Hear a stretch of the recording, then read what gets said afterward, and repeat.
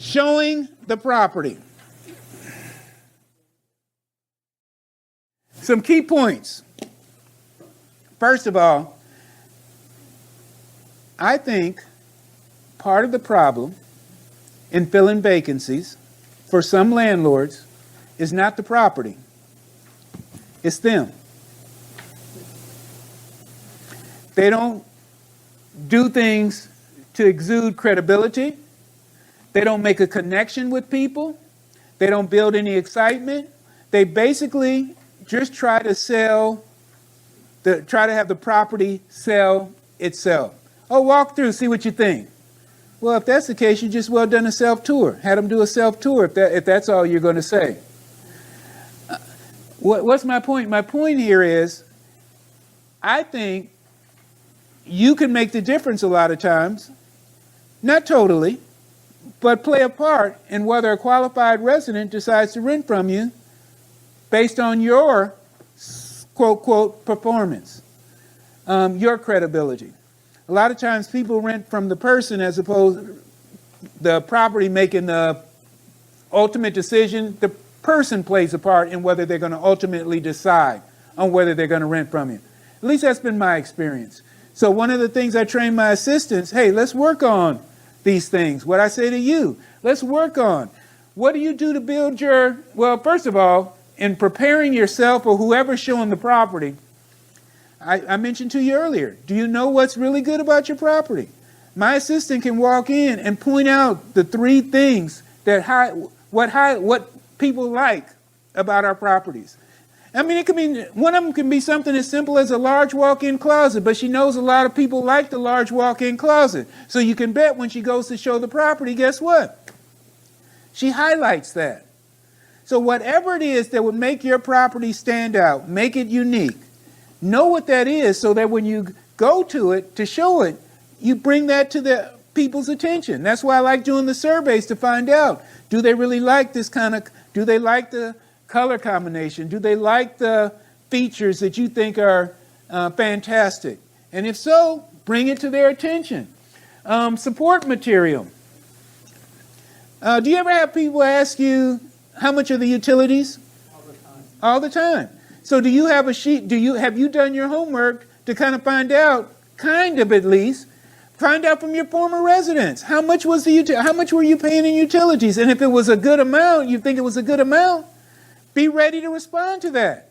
That right there shows you're credible. And if the figure is low, it's a selling point. So utilize that, especially if you've taken time to make your property energy efficient and the utility bills are low. Okay, well, hey, here. In fact, do you ask your residents to bring a copy of a utility bill with them when they come to take a look at your property as part of your screening process? Bring a copy of it.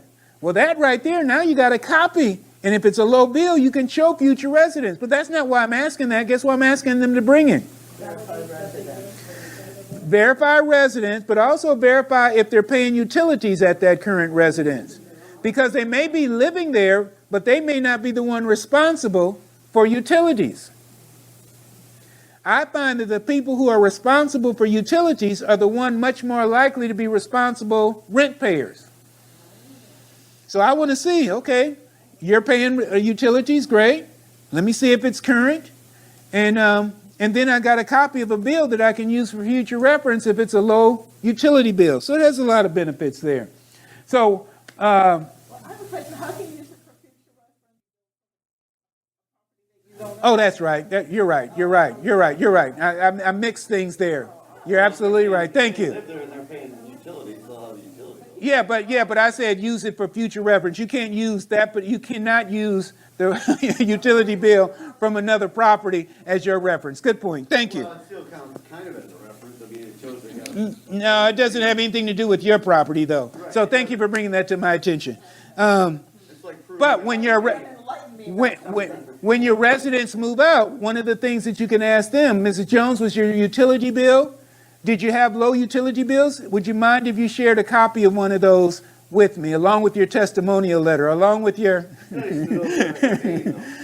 Now, you pick out the things that are most important to you. I'm giving you examples of things you can ask of your residents on their way out that may be of benefit to you in the future. All right. Build a connection. How do you build connection with people? Well, one simple way is to, handshake is kind of on the way out right now. But I still do a fist pump, elbow pump. Might not seem like much, but I still find that it's just a minor way to show people I want to connect with you. I find out what their name is, and I utilize their name in conversation. One of the best sounds to people is their own name. One of the best sounds to people is their own name. So know who you're talking to and use that name in your communication with them.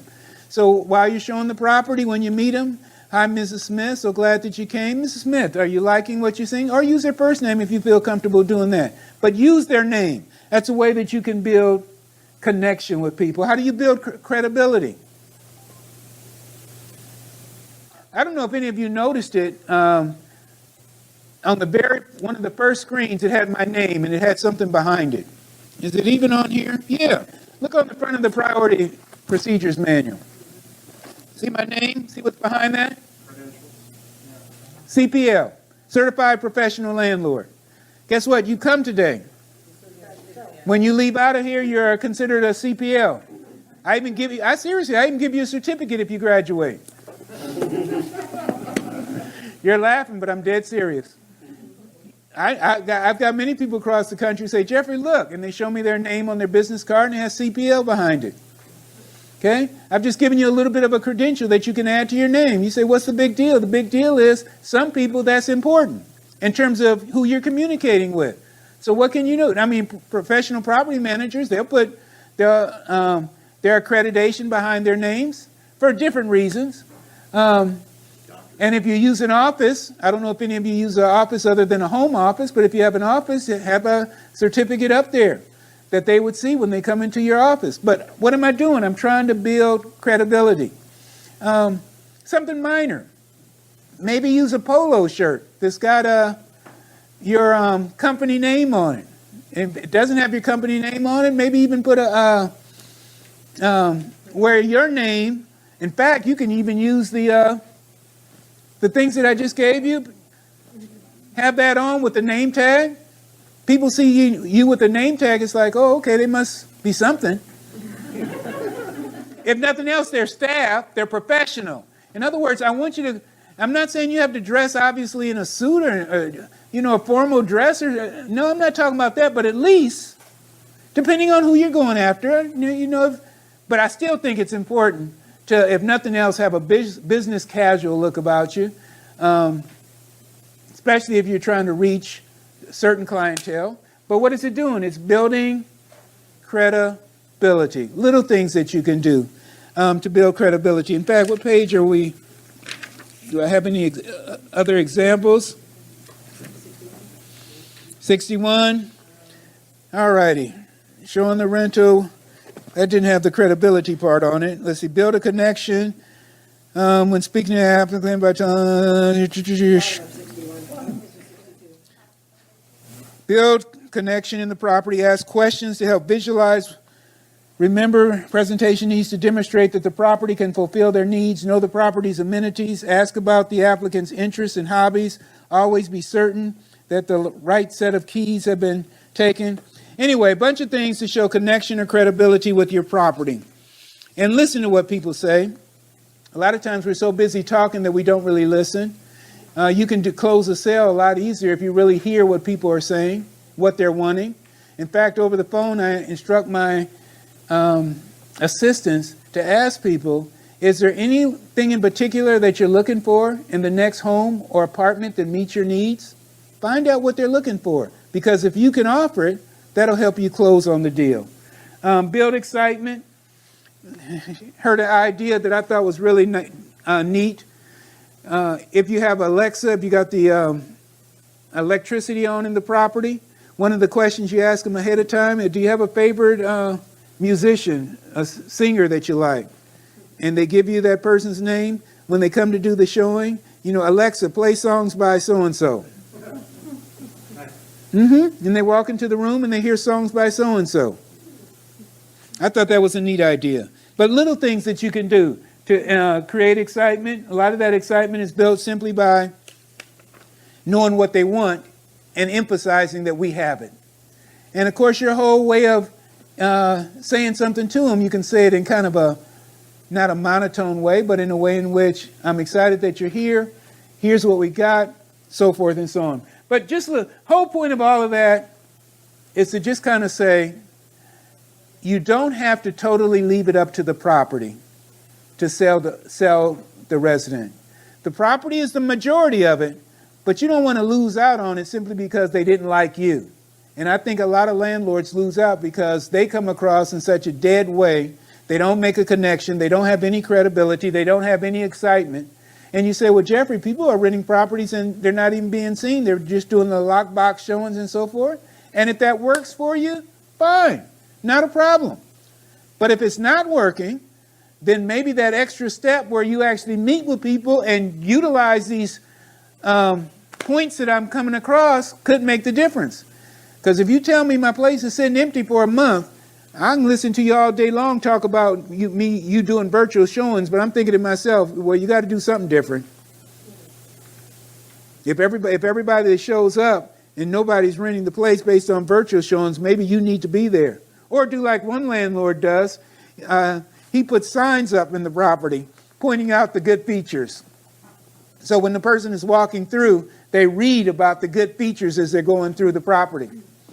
In fact, I like what even Delta does. Delta, as you're walking, I travel a lot by plane, and when you're walking through the, what is it, the jetway, and they have, this is what first class feels like, or this is what such and such feels like. This is what, so the signs are selling you on first class, Delta, Comfort. This is what Comfort looks like. Comfort Plus looks like. So they're using signs to help sell the people. They're not just hoping that they'll be sold on a blank, 4 walls, and a floor. So again, I'm just sharing with you different ways in which you can increase chances of getting places rented. Safety precautions. I guess that's an important thing. Every now and then I'll hear about a person getting assaulted on a property, a realtor or a property manager. So from a safety precaution standpoint, there's some tips in your manual on things that you can do. Little simple things like, and it lists more than what I'm going to mention, but just a couple of things off the top of my head. You know, let the person walk in first. Don't you walk in first. Have the blinds completely open so that somebody can see from the outside. Ask for their driver's license or something in advance. Have them text it to a copy of it, text it to you, because if they feel that you know who they are and got something on them, they'll be less likely. I like group showings because if it's a group showing, it's less chances that some kind of harm will be done to you. But in the world in which we live in, I'm bringing up this point because you can't take things for granted. You cannot take things for granted. Anybody want to make a suggestion on just a small thing that you do from a safety precaution standpoint? Yes? Always make sure that somebody knows where I'm going, who I'm meeting. Always make sure somebody knows where I'm going, what time I'm going to be there. So in case something happens, they know where to check on you. In fact, I know of some landlords, when they're in the presence of the person, they'll make the phone call and just talk to the person. Says, yes, I just want to let you know, I'm here with Mrs. So-and-so or Mr. So-and-so, and we just arrived and I'm getting ready to do their showing. I'll be back in touch with you in a little bit. And so the person right there is seeing that they're in communication and so forth. So that's just a small tip that can be done. Anybody else? Yes? I take pictures of their car. You take pictures of their car? Yeah. Okay. Plates, yeah. All righty. And their plates. And do you send those anywhere? No, I just kind of keep them just in case anyone. I got you. I'm suggesting if you're going to take the time to take the picture, why not text it to somebody? Because what happens if something happens to you? And they don't get, and so that nobody ever knows about the picture. So if you're going to take the picture, the way technology is, it's real simple to just hit one more button and text it to somebody. Yes. I get people who do right now. That means we're not having a showing. Okay. I just want your opinion on That's the same for me. Somebody doesn't want to give me a copy of their driver's license. Okay, thank you, Mrs. Jones. You know, when I first started doing this business, I used to feel like I wanted people to like me. I wanted to do things so that people would like me. After doing this for 35 years, if they like me, fine. If they don't, fine. As long as I'm being professional, as long as I'm being professional in what I do, because I want cooperative individuals in my property.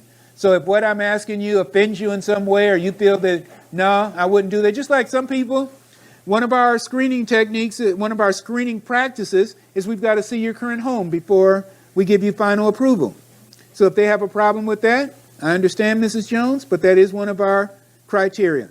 Yes, I may lose one or two people along the way, but again, I'm looking for cooperative people. And by the way,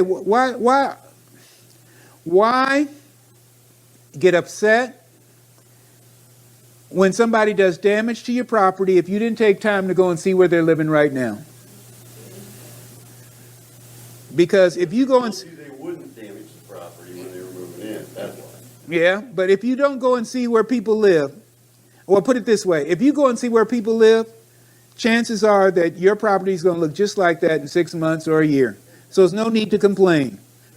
And if you say, well, Jeffrey, they're not that close, they live outside the area, pay a mom and pop realtor $50, $75 to go and see their place right now. They'll do it. Give them a checklist of what you want them to do. Say, only it'll take you 2 to 3 minutes to go in there and do it. And so they get a quick $50 and they're done with it. They text you what they found, and it's done. So you don't even need to use the excuse that, well, they're outside of my local area. No, you can get somebody in that area to do it for you. All right. And that's another game changer. I don't get that. All right. So game changer. Person says there's a game changer. Because you now do the home visits, you don't get properties back that are damaged by doing so. And I don't rent to people who won't let me do the home visit, which is more than 50%, by the way. Oh, so more than 50%. Wow. People balk at it. Okay. Maybe that's because you're more northeast than I am. I don't know. Interesting. All righty. Back, how many of you asked to do a home visit? Anybody? One person? Couple of people? The rest of you, how come you haven't done it? Just because you haven't thought about it, or you don't think it'll help? Never thought about it? All right. Strongly encourage you to consider it. Strongly encourage you to consider it. Yes. Sometimes, like when they have pets, ask for a photo of their animal. Uh-huh. And that photo of the animal tells everything you need to know too. Okay. The environment that the animal was in.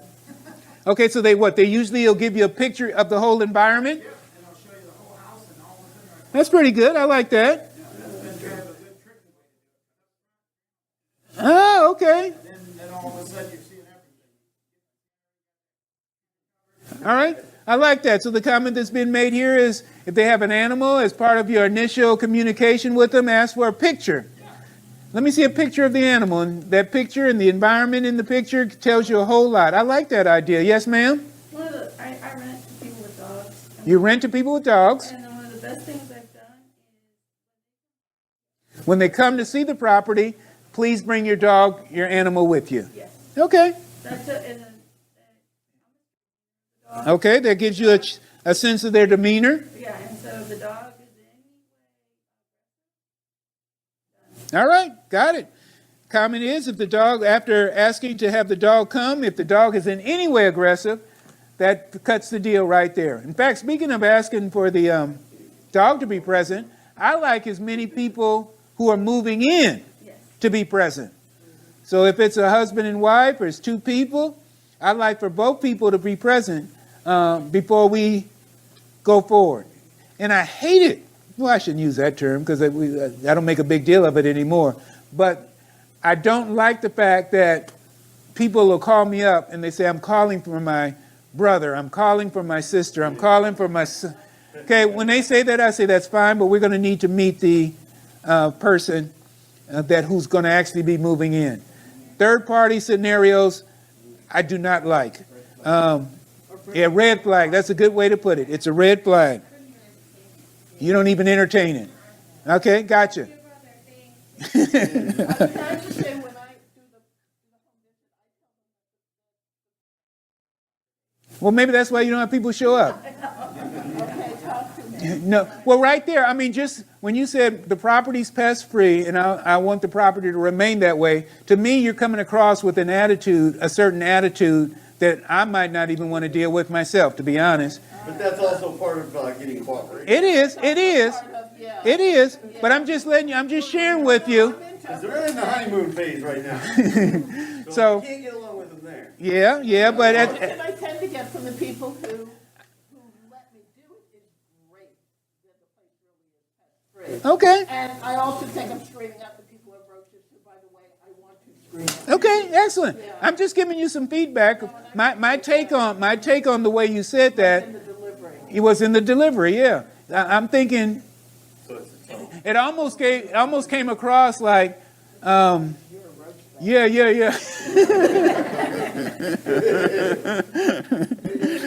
All right, so you get, From the Northeast. I got you.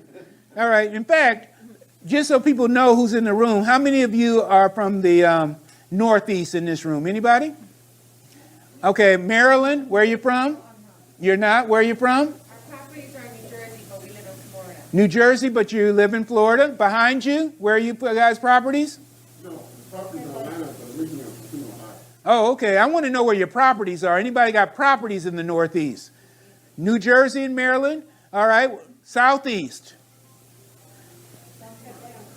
Atlanta? Florida? Florida? And what else is represented here? Midwest. Okay. California. Okay. Indiana. Louisiana. All right. Let's move on. All righty.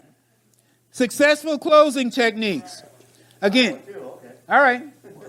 We're on to the next thing. Successful closing techniques.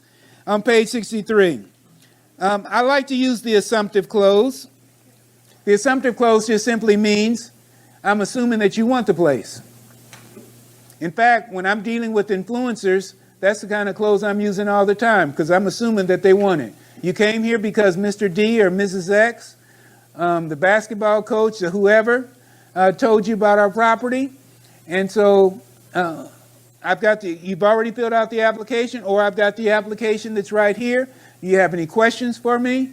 We'd like to go ahead and take care of this. And if you don't have any questions, we look forward to renting to you. But I mean, I'm just assuming that they want to move forward with this. Another thing you can do is when you're talking to people, get them to, I'm not sure which category this one falls into. Maybe it's the summary. The summary approach is one in which you ask people little questions during the showing. Do you like this large walk-in closet? Do you like the backsplash? Do you think your son or daughter will like this room?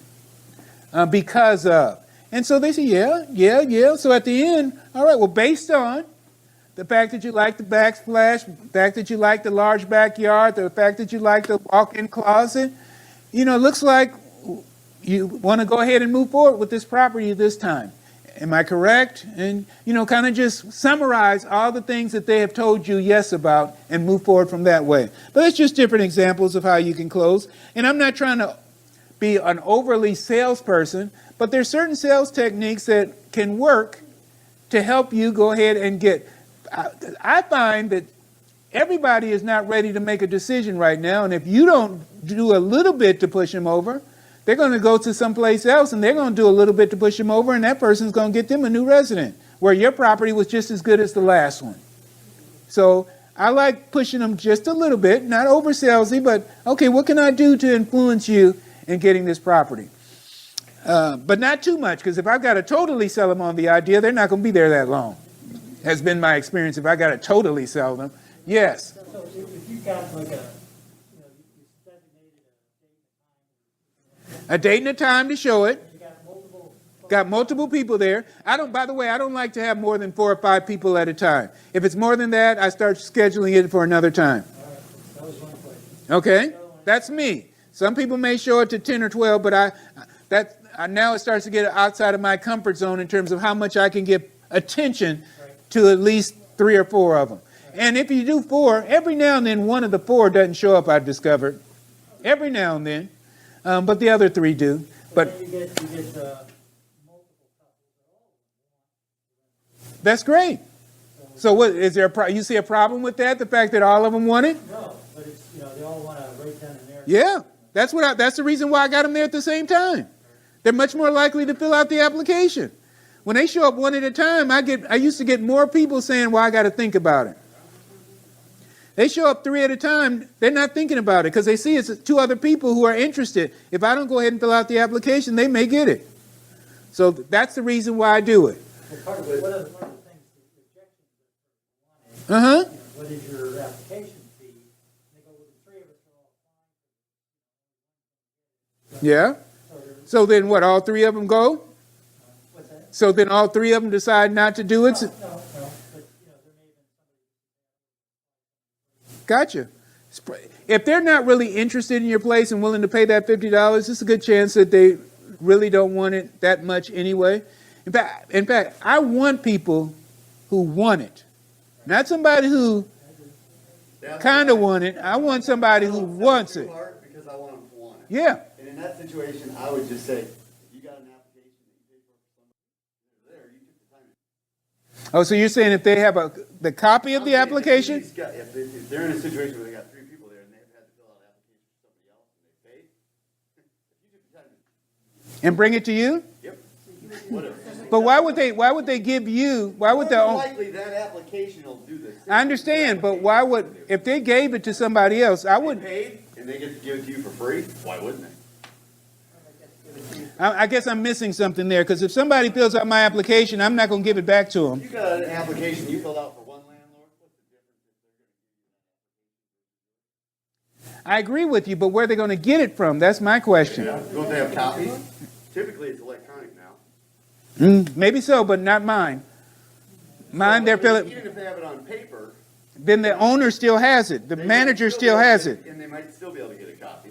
So go back to your suggestion, go back to that I'm on. just saying, hey, if you're- I hear you, I hear you. $25, then get a copy of that and get it to me. But I've already got the time in and wasted. All right, moving on. But now here's something that might be of help in that situation. One of the things that I used to do, I don't do it anymore, but because I find it's not necessary, but in the past, it's been helpful to say to somebody, if you fill out an application with me and you're approved, but I just don't have the property available because I went with someone else, but you were approved, I'll give you your money back. I got you. But we know just from, we don't want to take their money, but, we have to. Okay, so now what's your question? Because now you're bringing up a different question or concern. The first question I was addressing, saying so that they wouldn't be worried about spending the money. I'm saying if you are approved, if you meet my minimum criteria and I don't accept you, I'll give you back your $50. Okay, I'm glad you like that one. All righty. Can you get into fair housing with that? You gave me back my 50, you didn't give me back my 50. No, I treat everybody the same. Anybody that, if I'm doing that for them, I'll do that for anybody.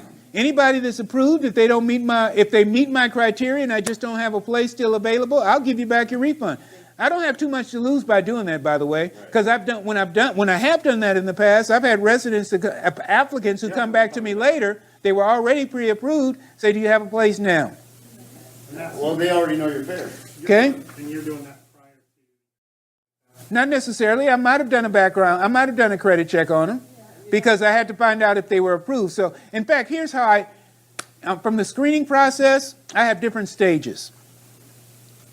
The first stage that I do with screening is everything is based on face value for me to pre-approve you. In other words, if they say my income is such and such, I'll take you at face value for right now. I'll run a credit report because it only costs me $9.95 to run a credit report. So I'll run a credit report. May even do a rental history because that's only an extra $5 in my case. So I'll do those 2 quick things. Things that are important to me include your rental history. So if your rental history is at least a year in your current place, okay, meet that. How long have you been getting your income? Have you been getting your source of income for a minimum number for at least a year, which is my minimum criteria? So I'll look at it at face value other than running a couple of reports. If they meet that, you're pre-approved. So now if I've done that pre-approval on 3 different people, now I'm going to decide which one I want to move forward with. Well, I'm going to move forward with the one that looks, even though they all face value, there's usually something that distinguishes one more so than the others. And I'll proceed with the full, I call all 3 and say, you've been pre-approved. Now we've got to find out if verification process, but I let them know they've been pre-approved. Why do I contact people and say they've been pre-approved? Sounds good. And they stop looking. And they stop looking. I always tell people now they've been pre-approved. So now I can do my full investigation. So I do the full investigation, starting with the person that I think I want more so than any others. This is under the assumption that all 3 of them came at the same time. Filled out the application all at the same time. So now if I get 1 approved, the other 2 were pre-approved, I'm not going to continue to incur any cost and time in them. I'm going to just let them know we've rented to somebody else. Though you were pre-approved, we only have 1 place that's available, and we went with this individual.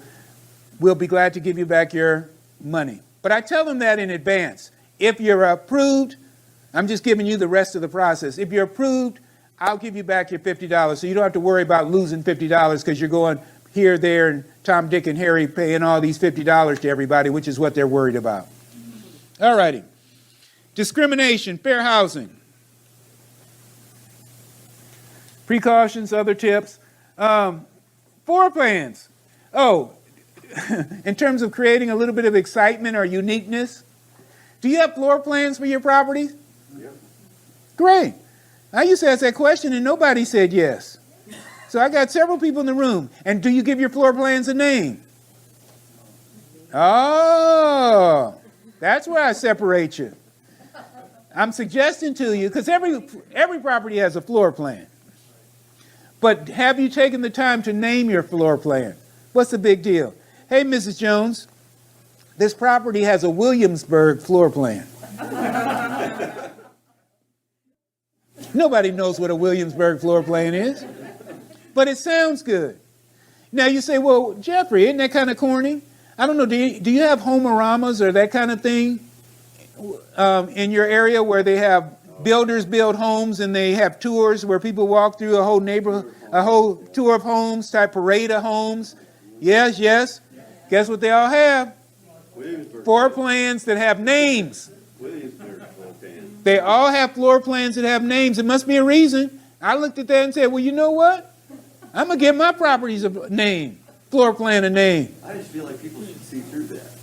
And they must not see through it because I haven't been to a parade of homes yet that did not have floor plans that were named. What I see through is in that. Yeah, but see, I'm probably not looking to rent to you.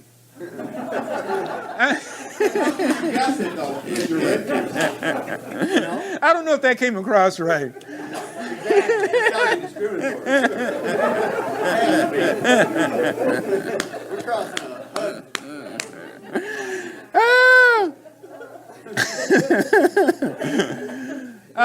like, how do you determine which people that you want? Because you're putting those things out there because you're capturing more people? Wait a minute, Or you're trying to capture a specific person. You put Williamsburg onto the floor plan. Yeah. To capture a certain person.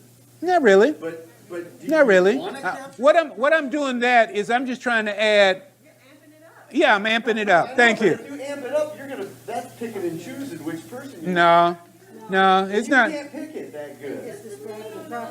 No. Application is what picks it. So you're trying to just use flair to bring people in? Yes, and fill out the application. It's a marketing technique. That's all it is. Because I feel like I have enough people to filter through. Well, then don't worry about it. I'm sharing ideas. Picking the right one. I'm sharing ideas so that you have multiple ways. I don't want any of you to be saying to me, Jeffrey, I couldn't fill a vacancy. So I'm giving you all kinds of things to consider. If you have a place that's sitting empty, are you doing all these things? So see, when I go through my checklist and I got all these different options, I'm going to fill the vacancy. If I'm doing all these different things, there's no way in the world I'm not going to fill my vacancy. We already talked, well, no, we didn't talk about virtual staging. There's companies that offer virtual staging. You send them pictures of your property and then they'll put in the staging for the property, and then you show that on your website. So that's just another thing in case you're not aware of that. So in case you don't want to actually put stuff in empty rental, companies you can send it to online that'll put the stuff in there and then send you back the pictures with stuff in the property. Your question or comment?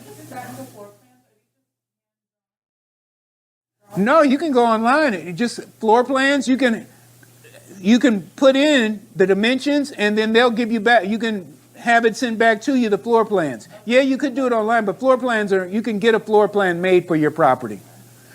Yes. What about objectionable issues? Do you take or do you try? Give me an example of what you might be talking about. In other words, if I've got a very small kitchen, I'm not going to try to ignore that. Okay, there are two examples I want to give you. One is a property with a driveway, the driveway goes like this, Okay, it's slanted or up, just uphill. straight up and down. Okay. So, some people take pictures, so you can't tell until you arrive at the property, and other people, what is your, I'm not going to try to hide it. okay, so you take a picture that shows it up and down. Well, they'll see it when they get there. And some people will say, I could never do this every day. Yep, and if they say that, that's fine. Some people, when they get there, they're okay with it. But if I had taken the time to show it up front, they might not even want it to go there. So I'd rather they come and see it. But once they come and see it, I let them know now, you did notice the sharp incline. Yeah, okay, now here's the second one, and this one's actually mine. I have a condo in the building where to do 12 weeks of maintenance. Okay? I feel I need to tell people about You that do? up front. You do? There's no way around it. Okay. But at the same time, I'm telling people about potential negative. That's why I put so much emphasis on you knowing what your wow factors are, you knowing what makes your property strong, what would compensate for that. And in a particular situation like that, with an elevator, I may actually offer a slightly discounted rent in compensation for that during that time period, and let them know that. Seems to me that's only fair if that's one of the main things, a way of getting up and down, and that's one of the reasons why they may have even chosen your property. So I may look to compensate in some way, which brings up another point. If I'm going to compensate somebody in some way, don't you be the first one to offer the type of compensation you're going to do. I've got a core concept that says let residents play a part in the decision-making process. You know, the elevators will not be working in this building, unfortunately, for this period of time. You are one of our 3-star residents. You tell me, is there any little thing that we can do that would make this time work out better for you while you're being, while it might be a hindrance or it might be an issue for you? In other words, I always want to find out from residents what it is that they think they would like to have done before I start throwing out an offer, because their compensation may be less than what I was going to volunteer. That's a very important point, folks. Just like when people come to apply to my properties, I ask them how much are they looking to spend now? And how much are they paying now? I want to hear what they have to say. Now, I do that up until the point the price is announced. Once the rate is announced, it's announced, and I can't go up and down. But before I announce the price, I find out from people, how much are you paying right now at your current home? Because if they're paying $1,300 right now at their current home, and I'm getting ready to offer it for $1,150, wait a minute, I need to go to $1,300. And I won't say I'm going to $1,300. I say to them, I've got something within your price range. That's how I respond to them. Because if they were paying $1,300 and they're coming to my property, most people aren't going to a property because they're trying to downgrade. They're just trying to find another property that they like for whatever reason. I hope I'm coming across and getting across the point that I'm trying to say. Some of you are negotiating, are offering compensation, offering things where you're putting yourself at a disadvantage because you're talking first. Don't talk first. That's rule 101 when you're buying property, but we kind of lose that hat when we are managing properties. Hear what other people have to say, what they're looking to get out of it before you, because you can always come with a higher thing that's required than what they want to do.